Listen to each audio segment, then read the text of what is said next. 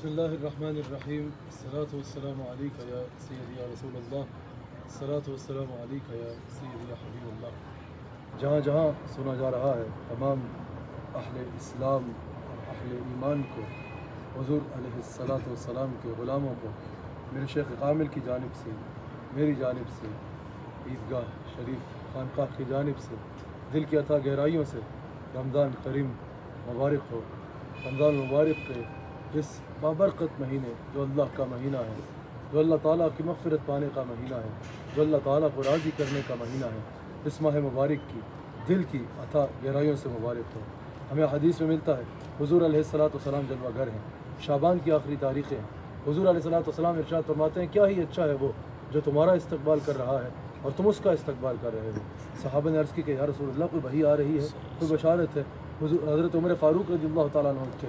عرض کی یا رسول اللہ صلی اللہ علیہ وسلم کوئی دشمن آ رہا ہے کیا؟ حضور علیہ السلام نے فرمایا نہیں، رمضان آ رہا ہے، وہ مہینہ آ رہا ہے جس کی پہلی رات اللہ تعالیٰ تمام اہل قبلہ کی بخشش فرما دیتا ہے۔ جو اس مہینے میں اللہ تعالیٰ کی رضا کی خاطر روزے کی نیت کرتے ہیں، جو اس مہینے میں اللہ تعالیٰ کی رضا کی خاطر، رضا الہی کے حصول کی خاطر محنت کرتے ہیں، اللہ کی رضا کی خاطر راتوں کے قیام کی نیت کرتے ہیں، اللہ کی بندگی کی نیت کرتے ہیں، حضور علیہ السلام فرماتے ہیں ان تمام اہل قبلہ کی اللہ تعالیٰ اس ماہ مبارک کی پہلی رات میں مغفرت فرما دیتا ہے۔ تمام سننے والوں کے آگے میں ایک حدیث شریف بیان کرنا چاہوں گا جس میں یقیناً رمضان کا پورا تعارف موجود ہے۔ امام بحقی نے اس حدیث کو نقل کیا۔ حضرت سلمان فارسی رضی اللہ تعالیٰ عنہ حدیث کے راوی ہیں۔ وہ کہتے ہیں کہ حضور علیہ الصلاۃ والسلام تشریف لائے رمضان المبارک کے آغاز میں۔ حضور علیہ الصلاۃ والسلام نے استقبال رمضان پہ خطبہ ارشاد فرمایا۔ حضور علیہ الصلاۃ والسلام نے ارشاد فرمایا کہ تم میں وہ مہینہ آنے والا، وہ مہینہ آ رہا ہے، وہ مہینہ تمہارا استقبال کر رہا ہے اور تم اس کا استقبال کر رہے ہو۔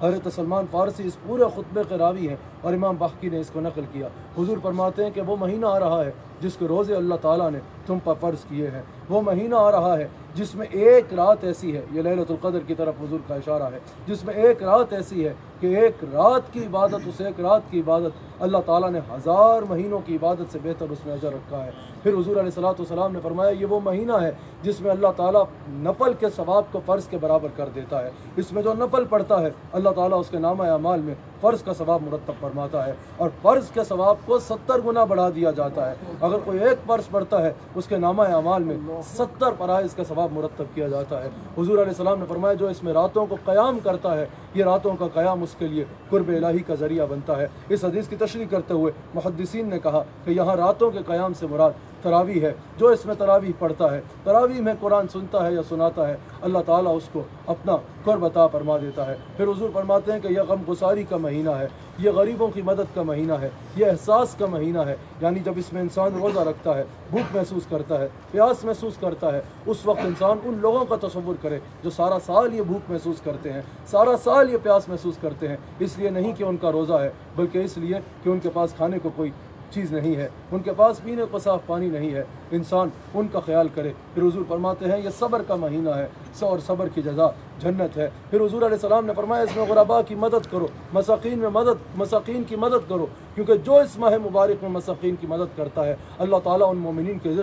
رزق کو بڑھا دیتا ہے۔ اسی حدیث میں آگے حضور نے خطبے میں ارشاد فرمایا کہ اس میں جو کسی کو افطار کرائے گا، بالخصوص کسی ضرورت مند کو یا کسی کو بھی افطار کرائے گا، حضور علیہ الصلاۃ والسلام ارشاد فرماتے ہیں اللہ تعالیٰ اس افطار کرنے والے کو روزے دار کے برابر اجر عطا فرمائے گا اور اس کو جہنم سے دور فرما دے گا۔ صحابہ نے عرض کی کہ یا رسول اللہ صلی اللہ علیہ وآلہ وسلم اگر ہم میں سے کوئی اس بات کی استطاعت نہیں رکھتا کہ کسی کو افطار کرائے، حضور نے فرمایا اگر کوئی کسی کو ایک کھجور سے افطار کرانے کی استطاعت رکھتا ہے، ایک پانی کے گھونٹ کی استطاعت رکھتا ہے، ایک دودھ کے جام کی استطاعت رکھتا ہے، وہ بھی کر دے اللہ تعالیٰ اس کو وہی اجر عطا فرمائے گا۔ اسی خطبے میں آگے حضور علیہ السلام نے ارشاد فرمایا کہ اس کا پہلا عشرہ رحمت، دوسرا مغفرت اور تیسرا جو ہے وہ جہنم سے نجات کا عشرہ ہے۔ پھر آقا علیہ الصلاۃ والسلام نے ارشاد فرمایا، بہت لمبا خطبہ ہے، میں اس کو اختصار کے ساتھ آپ کے آگے عرض کر رہا ہوں۔ پھر حضور علیہ الصلاۃ والسلام نے ارشاد فرمایا کہ اس میں جو اپنے متحد کے کام میں تخفیف کرے گا، یعنی یہ بالخصوص وہ لوگ سنیں جن کی کوئی فیکٹری ہے، کوئی مل ہے یا کسی بھی اعتبار سے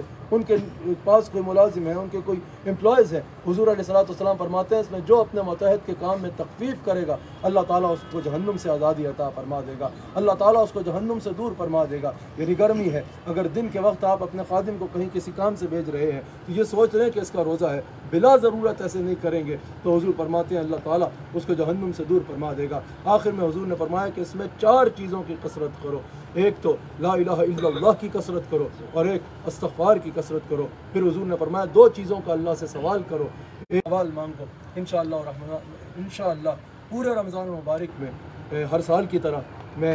آپ سے روزانہ AWQ TV پر انشاءاللہ شب 7:30 بجے افطار کے فوراً بعد شب 7:30 بجے انشاءاللہ فضائل رمضان پروگرام میں روزانہ میں آپ سے مخاطب ہوں گا۔ اس مرتبہ فضائل رمضان ہر سال سے ذرا نہیں بلکہ بہت مختلف ہے، میرا خیال ہے پہلے ایسا کبھی کہیں پروگرام نہیں ہوا کہ انشاءاللہ پورے رمضان المبارک میں ہم AWQ TV کے ساتھ مختلف پاکستان میں جو اکابر اولیاء اللہ ہیں ان کے مزارات پہ حاضر ہو کے آپ سے روزانہ مختلف مقامات سے مخاطب ہوں گے، جن اولیاء کا آپ نام تو سنتے ہیں، ذکر بھی سنتے ہیں، کرامات بھی سنتے ہیں، ان کی برکات بھی سنتے ہیں۔ رمضان المبارک میں ہم ان کے مزارات پہ حاضر ہو کے جہاں آپ ان کے مزار کی زیارت کر کے فیض حاصل کریں گے، وہیں انشاءاللہ رمضان میں اللہ کا قرب کیسے پایا جا سکتا ہے، رمضان میں اپنی زندگی کو کیسے پاکیزہ بنایا جا سکتا ہے، یہ ان کی تعلیمات کے مطابق انشاءاللہ آپ سے عرض کریں گے۔ کیونکہ حضرت علی رضی اللہ تعالیٰ عنہ ارشاد فرماتے ہیں، مولا کائنات ارشاد فرماتے ہیں کہ میں بہت غور و فکر کے بعد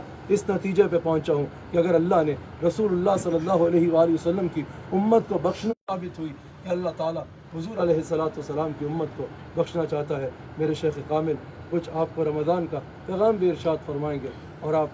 رمضان المبارک کی بہت بہت بہت مبارک ہے۔ ابراہ صاحب نے خوبصورتی کے ساتھ پیغام دے دیا۔ بس دعا یہ ہے کہ اللہ تعالیٰ اپنے کرم، اپنے فضل اور اپنے حبیب علیہ السلام کے صدقے ہم سب کو اس ماہ مبارک کی بھرپور برکات سے بیٹھنے کی توفیق عطا فرمائے، ایک بہترین انسان بنا کے ہر حوالے سے اس انداز سے ہم پیش ہوں گے۔ یہ مہینہ میں جیسے کہ ابراہ صاحب نے فرمایا ملا اس لیے کہ ہم اللہ کی رضا حاصل کر کے اپنے گناہوں کو معاف کروا سکیں، اس سے اس کے حبیب علیہ السلام کے صدقے۔ ساتھ یہ بھی دعا ہے کہ ہم کمزور ہیں، ہم عاجز لوگ ہیں، بہت ہی کمزور ہیں، اس سے توفیق تو ضرور مانگتے ہیں اور کیونکہ اس کی توفیق کے بغیر کچھ ممکن نہیں، لیکن اس کے آگے آغاز میں التجا کرتے ہیں کہ ہم کمزور ہیں، ہمیں اپنی عبادات کا بھی پتہ ہے، اپنے روزوں کا، نمازوں کا، ہر چیز کا علم ہے۔ بس اس کے آگے یہ التجا ہے، دعا ہے کہ ہمارے کریم رب اپنے فضل اور اپنے کرم اور اپنے حبیب علیہ السلام کے صدقے تو بڑا کریم ہے، مہربان ہے، اور تیرا یہ ماہ مبارک ہے، اپنے فضل سے، اپنے کرم سے ہمیں اس ماہ مبارک کی برکات سے محروم مت رکھنا،